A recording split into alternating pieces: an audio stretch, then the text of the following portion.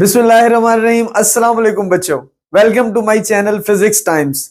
Chapter 12 आप लोगों ने बहुत अच्छा उसको देखा, बहुत पसंद किया और उम्मीद है कि आप उससे बहुत कुछ सीख रहे होंगे। और रेडी हो जाओ। अभी तक हम स्टैटिक चार्जेस पढ़ रहे थे, रुके हुए चार्जेस। कुछ बच्चे अब भी ऐसे होंगे जो रुके हुए हैं, अभी पता नहीं किस चीज का इंतजार कर रहे हैं। इंतजार की घड़ियां खत्म हुई, एग्जाम सर पे आया खड़ा है। आपने बस अब पूरे दिलो जान से स्टडीज के लिए अपने आप को वक्फ कर देना है। बिल्कुल वक्फ कर दें आप और कंसंट्रेट करें। चैप्टर 13 का आगाज करते हैं हम। स्टार्ट से लेकर बच्चों पहली वीडियो बनाएंगे इंशाल्लाह ओहम्स लॉ तक। पहला क्वेश्चन स्टार्ट करते हैं। क्वेश्चन 1 ये बच्चों कि अगर आपके पास चार्ज का अमाउंट हो 5 micro Coulomb's and time is 2 seconds, तो आपने इसका करंट कैलकुलेट करना है। बिल्कुल वही पैटर्न आप अपना करेंगे, मैं अपना करूंगा। वीडियो को आपको स्टॉप कर देनी चाहिए और इसी पैटर्न को फॉलो करना चाहिए।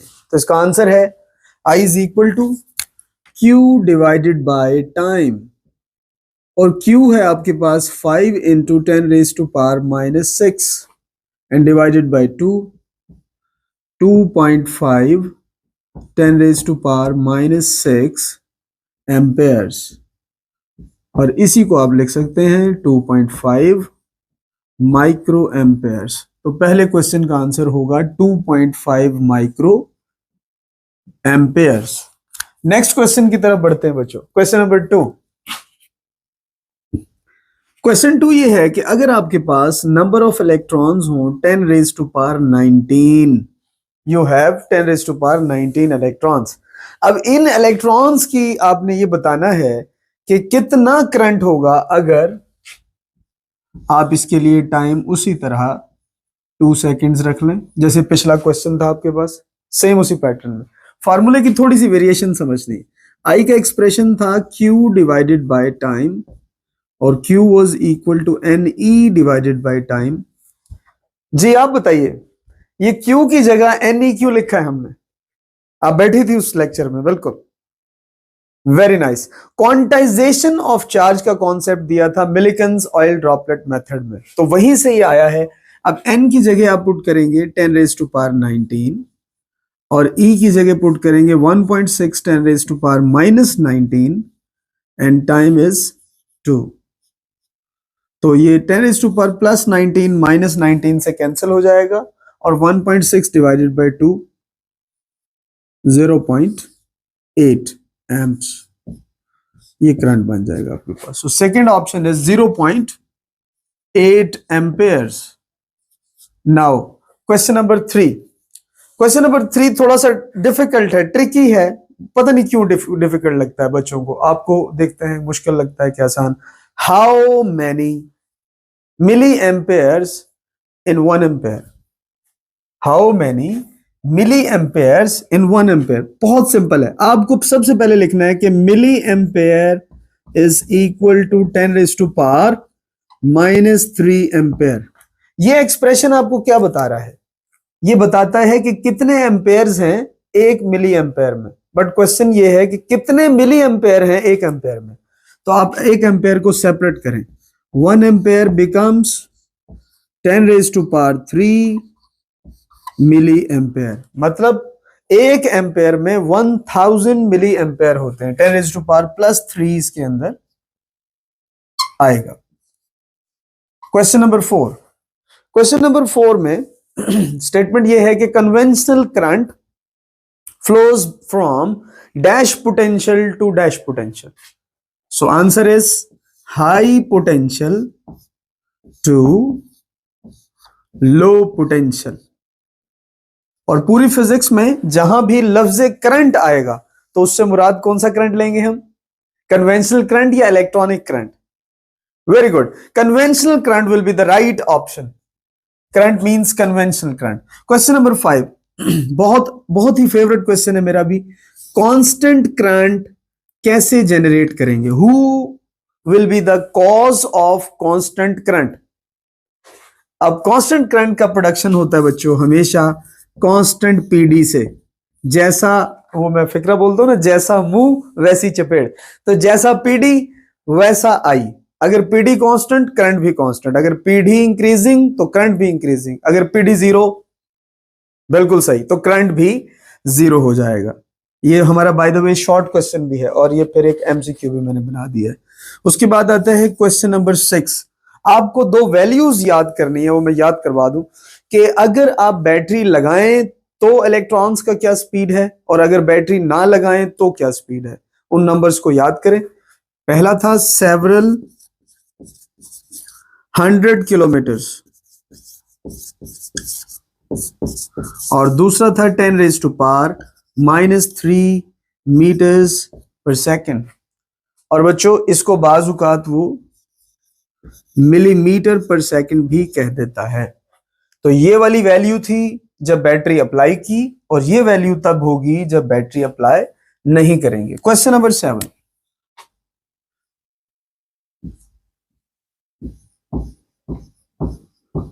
इसको मैं बाकायदा तौर पर लिख के देना चाहता हूं। आपको अगर पूछा जाए कि ये बताइए कि सोर्स ऑफ करंट कौन बनता है, कौन सी एबिलिटी हो तो सोर्स ऑफ करंट बन जाता है, तो सोर्स ऑफ करंट वो बन जाएगा बच्चों जिसके पास पीडी हो। अगर पीडी थोड़ी सी देर के लिए हो तो वो सोर्स भी थोड़ी सी देर के लिए होगा। अगर पीडी कॉन्स्टेंटली अवेलेबल है तो ऑफ कोर्स वो सोर्स भी कॉन्स्टेंटली रहेगा। सो सोर्स ऑफ करंट वो बनता है जिसके पास पीडी होता है। Question number 8.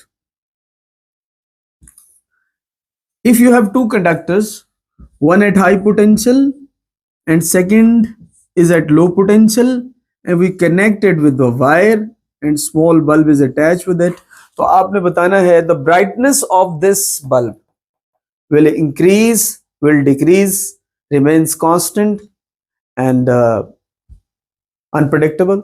तो आपने सोचना है कि ये क्या होगा, तो इसका आंसर समझना पड़ेगा आपको।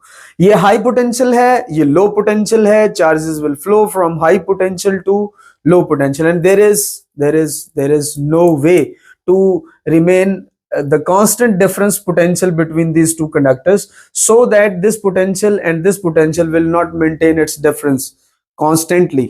तो ये डिफरेंस आहिस्ता आहिस्ता डिक्रीज करता जाएगा, जिसकी वजह से चार्जेस का फ्लो कम होता जाएगा, और उसकी वजह से आपके बल्ब की ब्राइटनेस में डिक्रीज आता जाएगा। ये ज्यादा इंटरेस्टिंग है इलेक्ट्रोस्टैटिक्स से। उसके बाद क्वेश्चन नंबर 9। क्वेश्चन 9 ये बच्चों कि heat released by any heating element per unit time. एक है हीट की वैल्यू I² इंटू RT, और सेकेंड एक्सप्रेशन पूछ लिया जाता है हीट पर यूनिट टाइम। ये दूसरे अल्फाज में आपसे पावर पूछी जा रही है, तो इसके आंसर में T नहीं लगाना, आंसर बनेगा सिर्फ I² R। लेकिन अगर हीट पूछ ली जाए तो इसका एक्सप्रेशन बनेगा I² RT। Question 10 interesting.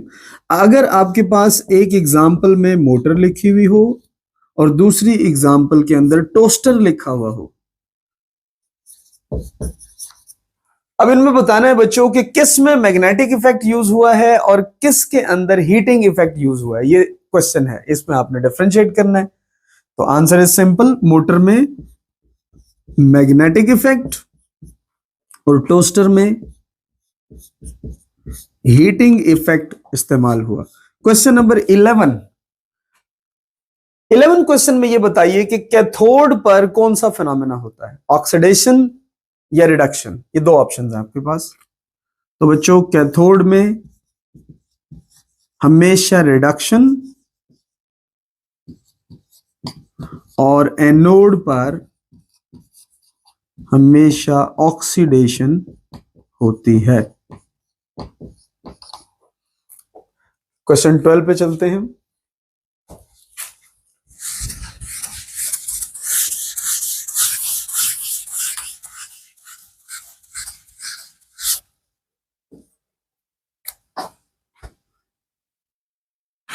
अब ये सारे क्वेश्चंस जो आएंगे 12 to 20, ये सब मैं ओहम्स लॉ से करना चाहता हूं। अब अपने ओहम्स लॉ को बहुत अच्छे से समझना है। ये बताइए कि ओहम्स लॉ में इक्वेशन है V is equal to IR। My first question is कि V proportional to R किस सिचुएशन के लिए वैलिड है? ऑप्शंस हो सकते हैं series, parallel, pure conductor. Guess करेंगे तो आप गौर करें कि इसमें आई को कांस्टेंट किया है और आई कांस्टेंट होता है सीरीज कॉम्बिनेशन में। Question 13 again V is equal to I R. बच्चों V प्रोपोर्शनल टू आई कब होगा? अब आप गौर करें किसे कांस्टेंट कर दिया है? आर को। तो आर कांस्टेंट कब होता है? जब आपके पास प्योर कंडक्टर हो। प्योर कंडक्टर से मुराद है कि ऐसा कंडक्टर जिसकी रेजिस्टेंस में चेंज ना आए। Question 14 again V is equal to I R and now V is constant. I is inversely proportional to R. ये बताना है बच्चों ये किसके लिए है? Last option parallel. ये देख लें ओहम्स लॉ से ही ये सब चीजें आ रही हैं। क्वेश्चन नंबर 15 क्वेश्चन में ये बताइए कि R के डिपेंडेंसेस क्या क्या हैं? R किन किन चीजों पर डिपेंड करता है?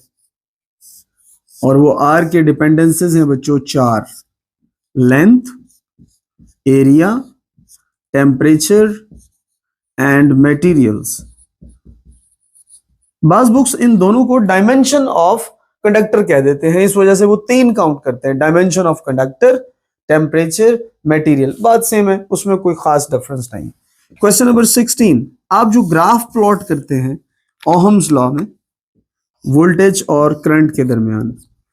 My next question is slope of VI graph. सुनो, दिल कर रहा है ना रेजिस्टेंस कहने को, मेरा खुद का भी दिल यही कर रहा है, लेकिन बन नहीं ये रहा। स्लोप के लिए आपको समझे इक्वेशन का टेंजेंट देखना होता है।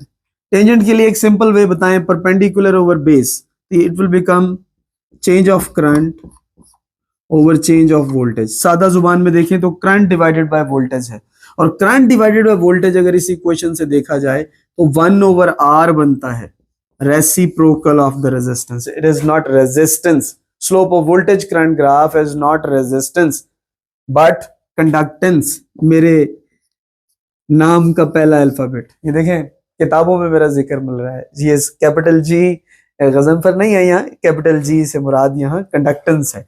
उसके बाद क्वेश्चन 17 पर चलते हैं, थोड़ा सा हमें स्पेस बनाना पड़ेगा।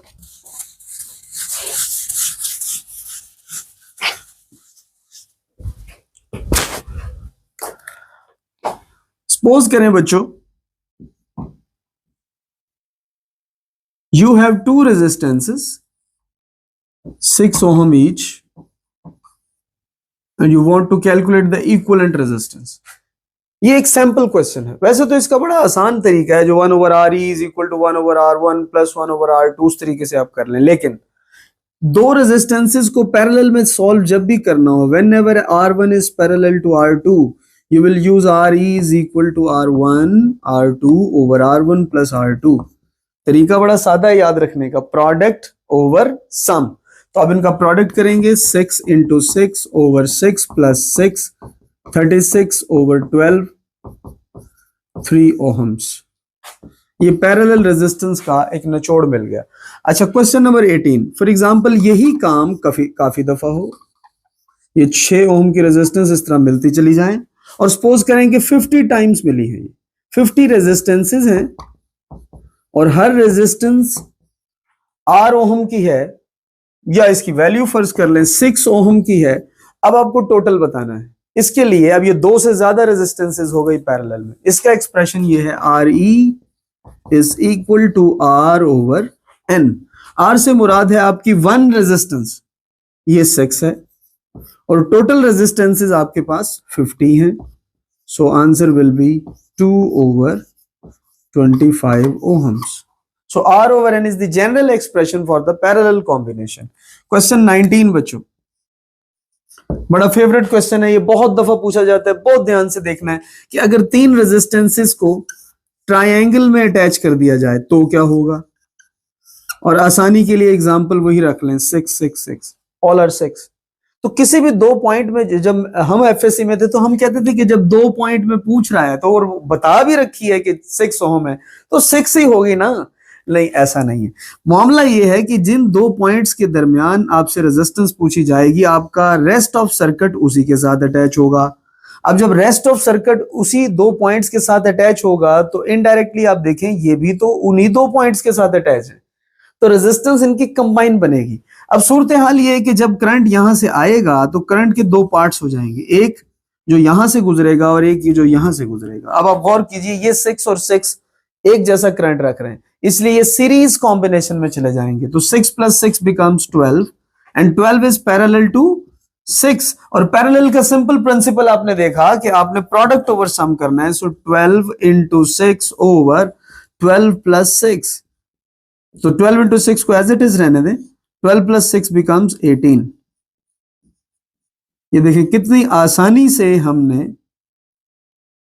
टोटल रेजिस्टेंस कैलकुलेट कर ली। इसको एक बार फिर देख लें, 6 और 6 सीरीज में है तो ये 12 बनेगा and 12 is parallel to 6। 12 × 6 over 12 + 6 product divided by sum. 12 + 6 is 18। 12 × 6 को वैसे रहने दें। 6 × 3 = 18 एंड 3 × 4 = 12। 4 ओम बच्चों ये रेजिस्टेंस बनेगी इन 2 पॉइंट्स के दरमियान। Last question of today. Last question ये है बच्चों कि आपने ये बताना है कि आपके पास जो ओहम्स लॉ है उस ओहम्स लॉ में फॉल्ट क्या है। व्हाट इज द फॉल्ट, ये शॉर्ट क्वेश्चन दे रहा हूं। What is the fault of the Ohm's law. मैं इसको लिंक करना चाहूंगा किरचॉफ्स के साथ कि किरचॉफ्स लॉज की जरूरत क्यों पेश आई। तो ओहम्स लॉ का प्रॉब्लम यह है बच्चों कि ये मल्टीपल लूप्स और मल्टीपल सोर्सेस को डील नहीं कर सकता। This is the limitation of the Ohm's law, multiple sources and multiple loops. तो thank you so much for watching my channel Physics times.